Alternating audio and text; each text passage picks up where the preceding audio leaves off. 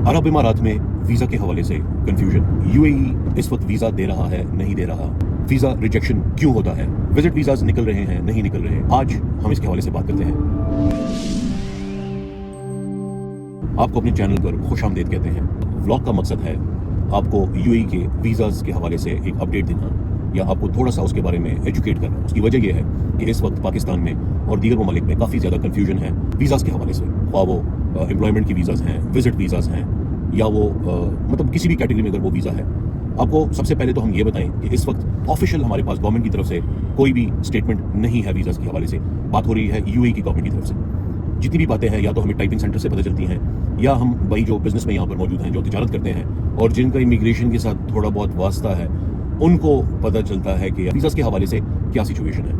मेरे साथ मौजूद हैं आज सैफ, जो कि यहाँ पर ताजर हैं, अपना ट्रेड वगैरह करते हैं, और पीछे मेरे साथ बैठे हुए हैं अब्दुल्ला खान तनोली, जो कि आप वैसे भी उनको देखते रहते हैं हमारे ब्लॉग्स में। वो रियल एस्टेट इंडस्ट्री में हैं और ये जो कि मैंने जैसे आपको बताया कि ट्रेड में है। तो इन दोनों को आइडिया है और ये हमारे साथ शेयर करेंगे कि इनके पास क्या इन्फॉर्मेशन है वीज़ाज़ के हवाले से। आपका बहुत शुक्रिया, आज आपने हमें टाइम दिया।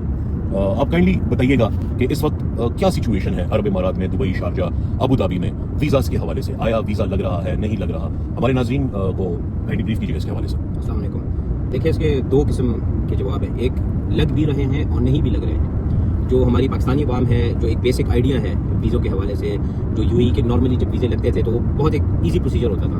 आप यूएई में किसी भी ट्रैवल एजेंट को या टूरिज्म कंपनी को या अपने दोस्त लॉयल को आप अपने वीज़ा और पासपोर्ट की कॉपी भेजते थे, आईडी कार्ड और एक पासपोर्ट पिक्चर, और आपका वीज़ा 2-3 दिन में लग जाता था। वो विजिट हो या एम्प्लॉयमेंट हो, जी, विजिट हो, एम्प्लॉयमेंट हो, वो बहुत इजीली आपका वीज़ा इशू हो जाता था और आप दुबई आ सकते थे। बट पिछले 1-1.5 साल से जो है वीज़ों के ऊपर क्रैकडाउन शुरू किया है यूएई की गवर्नमेंट ने, और वो मोस्टली वीज़ाज जो है उनको भी रिजेक्ट कर रहे हैं। Mostly employment to be specific, जो वर्क वीज़ा है, जो काम करने का जो 2 साल का वीज़ा गवर्नमेंट इशू करती है, उस पर पाबंदी है, वो भी इशू नहीं हो रहे हैं। इसकी वजूहात की तरफ भी हम आएंगे बाद में, लेकिन अभी के लिए हम सिर्फ यही जानना चाहेंगे कि वीज़ा इशू हो रहे हैं कि नहीं हो रहे। एम्प्लॉयमेंट वीज़ा इशू नहीं हो रहे हैं, जो चाहे अगर वो 2 साल का हो, चाहे वो 3 साल का हो। 3 साल का तो खैर होता भी नहीं है, अभी पहले होते थे।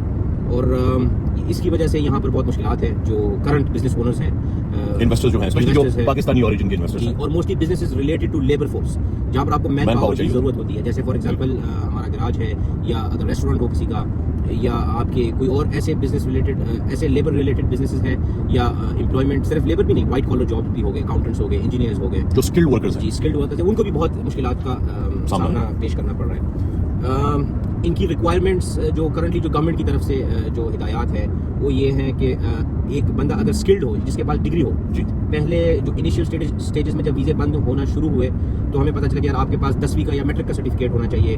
फिर आहिस्ता आहिस्ता 6 माह बाद उन्होंने कहा कि नहीं, आपके पास 12वीं का सर्टिफिकेट होना और आई थिंक चाहिए। ये स्टार्ट हुआ था एंड ऑफ 2023। जी, 2023 के आखिर में ये वीज़ा का सिचुएशन शुरू हुआ, जहाँ पे पाबंदियां लगी, वीज़ा रिफ्यूज होने शुरू हुए। और इस वीडियो को बनाने का मकसद ये भी है कि पाकिस्तान में काफ़ी ऐसे लोग हैं जो डेली बेसिस पे हमें यहाँ मैसेज करते हैं, यहाँ हमें अप्रोच करते हैं वीज़ा के हवाले से, यार वीज़ाज लग रहे हैं, नहीं लग रहे। तो मैंने कहा कि यार एक व्लॉग बनाया जाए, एक वीडियो बनाई जाए, जिसमें हम डिटेल बता सकें कि वहाँ पे थोड़ी बहुत, मतलब इस वीडियो से जो भी मुस्तफीद हो सके, ताकि वहाँ पे वो कंफ्यूजन दूर हो सके। तो इसके हवाले से विजिट वीज़ाज पे मैंने सुना कि जी, विजिट वीज़ा तो बिल्कुल भी नहीं लग रहे। अच्छा, विजिट वीज़ाज पे तो बहुत स्ट्रिक्टनेस है। इवन अगर आपकी फैमिली है या आपके रिलेटिव्स हैं, उनके अगर आप वीज़ा अप्लाई करना चाहते हैं तो जो ट्रैवल एजेंट्स हैं, जिनके पास अपना एक कोटा होता है, वो तो बिल्कुल भी अप्लाई नहीं कर सकते।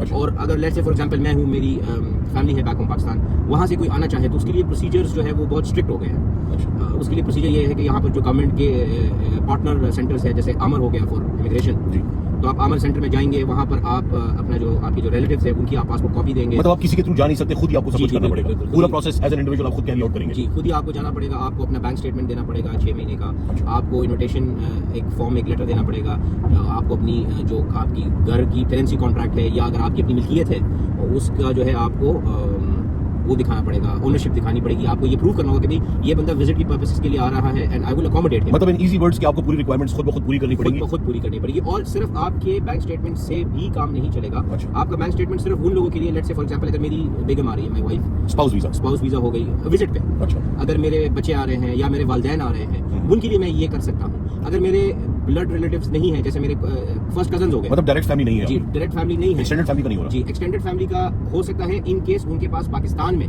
अपना बैंक स्टेटमेंट हो और जो मेडिकल प्रोसीजर्स हैं अगर वो सेल्फ सफिशिएंट है वो सेल्फ सफिशिएंट है, तब ही उनको वीजे की अप्रूवल आएगी। लेकिन अप्रूवल के बाद भी फिर बहुत प्रोसेस है, मतलब अगर अप्रूवल आ गई तो आपको यूएई एम्बेसी इस्लामाबाद जाना पड़ेगा, आपको मेडिकल भी वहीं पर करना पड़ेगा, लेंथी प्रोसेस हो गया, प्रोसेस बहुत लेंथी हो वो जो गया। सिंपल एक जमाने में प्रोसेस चलता नहीं, था वो वो नहीं। खत्म। अच्छा, इसके हवाले से अब आप मुझे सॉरी ये बताते चलें कि what led to this situation, मतलब ऐसा क्या हुआ कि यहाँ पर गवर्नमेंट ने ये मतलब एक स्टेप लिया कि यार वीजास पे रिस्ट्रिक्शन लगाई जाए या वीजास को मतलब लिमिटेड किया जाए, रिक्वायरमेंट ज्यादा किया जाए, क्या वजह थी यहाँ पे, मतलब पाकिस्तानियों की बिलखुसूस मतलब कौन से रीजंस थे जो आज ये सिचुएशन है? देखिए, ये सिर्फ पाकिस्तान को टारगेट नहीं किया जा रहा, ये जितने भी थर्ड वर्ल्ड कंट्रीज हैं, अगर आप बांग्लादेश ले लें, आप अफगानिस्तान ले लें, इवन इंडिया में बहुत सारे वीज़ा रिजेक्ट हो रहे हैं, पाकिस्तान ले लें, श्रीलंका ले लें, अफ्रीकन साइड में आप नाइजीरिया, सोमालिया, सूडान, इथोपिया वगैरह, इथोपिया, जितने भी ममालिक है सबके ऊपर क्रैकडाउन है। अच्छा। और इसकी जो वजूहात है बाकी ममालिक का तो मैं इतना क्लियरली नहीं कह सकता, लेकिन जो पाकिस्तानी वीज़ा पे क्रैकडाउन हुआ है उसकी जो दो मेजर वजूहात है, एक जो ये भीख मांगने का जो सिंडिकेट है, जो बेगर सिंडिकेट है, वो यहाँ पर बहुत बड़ा हो गया था। पाकिस्तान से लोग आते मतलब थे, the number was in thousands, जी, हजारों की तादाद से लोग पाकिस्तान से लोग आते थे वीज़ास पे, विजिट वीज़ास पे, स्पेशली इन हज एंड रमज़ान के टाइम में या मुहर्रम के टाइम पे, और यहाँ पर रोडों पे और मस्जिदों के बाहर अरबियों के घर वगैरह जाके ये लोग डोनेशंस मांगते थे, भीख मांगते थे, और आई थिंक साथ में वो वीजास को भी ओवरस्टे करते थे, वीज़ास को भी ओवरस्टेज कर रहे थे। फिर जो करंटली जो लोग यहाँ पर काम कर रहे थे, जिनका वीज़ा खत्म हो जाता था, वो एब्सकॉन्डिंग हो जाते थे, मतलब अपना एम्प्लॉयर छोड़ के भाग गया, इधर उधर हो गया, एम्प्लॉयर छोड़ के भाग गया था, या मतलब जो आप अगर एक जगह पे काम छोड़ के दूसरी जगह पे आप काम शुरू करना चाहते हैं, उसका एक प्रॉपर प्रोसीजर होता था, उस प्रोसीजर को फॉलो नहीं किया जाता था। तो लॉ जो है हर जगह पे, हर मोड़ पे, हर एक सिनेरियो में लॉ टूट रहा था, और इसको कंट्रोल करने का सबसे जो बेहतरीन तरीका जो गवर्नमेंट को सूझा वो था कि आप रिस्ट्रिक्शंस लगा दें वीज़े पे।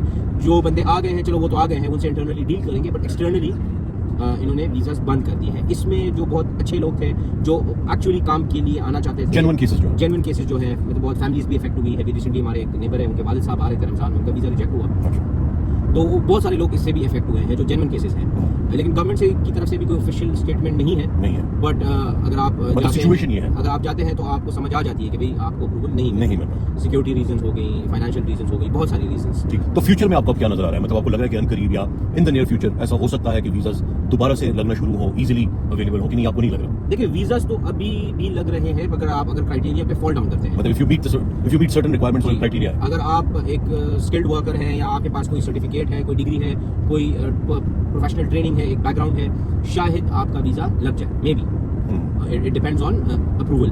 और रिजेक्शन का कोई भी रीजन नहीं मिलता यहाँ पर, they don't have to justify कि भाई हम क्यों रिजेक्ट कर रहे हैं वीजा। लेकिन मैंने जो सुना है वो mostly due to security purposes हो रहा है। बिल्कुल, और मुझे नहीं लगता कि एनी टाइम सून जो है जो आपका ये पुराना सिस्टम था वो नजर नहीं आ रहा, unless and until Pakistani government strict measures ले और इंटरवीन करे, और गवर्नमेंट ऑफ यूएई से नेगोशिएशंस करे, कोई डील्स करे, और एक गवर्नमेंट की लेवल पे गवर्नमेंट टू गवर्नमेंट इंटरेक्शंस हो, और इस मसले जैसे कि शायद नेपाल और म्यांमार वगैरह ये कर रहे हैं, और इस मसले को हाईलाइट किया जाए और वीज़ा प्रोसेसेस को थोड़ा नरम किया जाए, क्योंकि अभी जो बंदा लेबर एज लेबर आ रहा है, ज़रूरी नहीं है कि उसके पास डिग्री हो। तो आई थिंक गवर्नमेंट को इसमें इंटरवीन करना चाहिए, क्योंकि अगर जब तक गवर्नमेंट इंटरवीन नहीं कर रही तो कोई हमें इन द नियर फ्यूचर नजर नहीं आ रहा, इसमें कोई बेहतरी नहीं आ रही। अगर होनी होती तो अभी तक हो चुकी होती। अच्छा अब्दुल्ला, मैं आपसे पूछूंगा, अगर आप थोड़ा सा आगे हैं ताकि आपकी आवाज़ जो है तो वो क्लियर हो, आपका क्या मैसेज है इस वक्त पाकिस्तान में जो आवाम बैठी हुई है, या मतलब पाकिस्तान में जो लोग हैं जो अरब इमारात आना चाह रहे हैं, सऊदी मिडिल ईस्ट मैं कहूँगा कि आना चाह रहे हैं, आप उनको क्या सजेस्ट करेंगे, स्पेशली वो लोग जो बिगिनर्स हैं या फ्रेश ग्रेजुएट्स हैं, उनके लिए कोई एडवाइस वगैरह काइंडली? उनके लिए मेरा मशवरा यही होगा कि आप लोग फिलहाल जो है किसी एजेंट या किसी ट्रैवल एजेंसी के बातों में ना आए, क्योंकि ग्राउंड रियलिटी ये है कि वीज़े नहीं लग रहे। अगर आपको कोई कह रहा है कि भाई मुझे इतने पैसे दो या मुझे इतनी बैंक स्टेटमेंट दो तो मैं वीज़ा लगा दूंगा, तो वो आपसे झूठ बोल रहा है। बिल्कुल, ये भी एक इशू है, आप एजेंट्स के ट्रैप्स में ना आए, क्योंकि पाकिस्तान में ऐसे बहुत से हजरात हैं जो मतलब promise but they are not able to deliver. उसकी वजह यही है क्योंकि यहाँ पे जो सिचुएशन है वो टोटली डिफरेंट है, जो पिक्चर आपको वहाँ पर दिखाया जाता है, आई डोंट थिंक ऐसा है। तो आप फॉर द टाइमिंग जो है फिलहाल पाकिस्तान में कोई अपना स्टार्टअप लें, जब हालात बेहतर हो जाए, वीज़े लगना शुरू हो जाए, तो उसके बाद आप मोस्ट वेलकम करें। तो भाई आए, इधर अच्छी अपॉर्चुनिटीज़ हैं, या तो आप कोई सर्टिफिकेट ले ले, कोई स्किल या बिल्कुल, कोई ट्रेड स्किल वगैरह, बिल्कुल, और शायद उसके बेसिस पे आपको वीज़ा लग जाए। इन शॉर्ट, जैसे बंदा यूके या यूएस या कनाडा के लिए वीज़ा के लिए अप्लाई करता है, बहुत मुश्किलात, बहुत डॉक्यूमेंटेशन, सब चीज़ें, सिमिलर सिचुएशन यहाँ पे आहिस्ता आहिस्ता यूएई भी उसी लाइन की तरफ जा रहा है, जो मुझे लगता है। चलिए, आपसे मांगेंगे इजाजत, आपका बहुत शुक्रिया, आपने हमारा व्लॉग देखा। इंशाल्लाह उम्मीद करता हूँ कि आपको मतलब इससे थोड़ा बहुत फायदा होगा, कुछ इन्फॉर्मेशन आपको मिल रही होगी। इंशाल्लाह अगले व्लॉग में होगी मुलाकात। आपका बहुत शुक्रिया, अस्सलाम वालेकुम।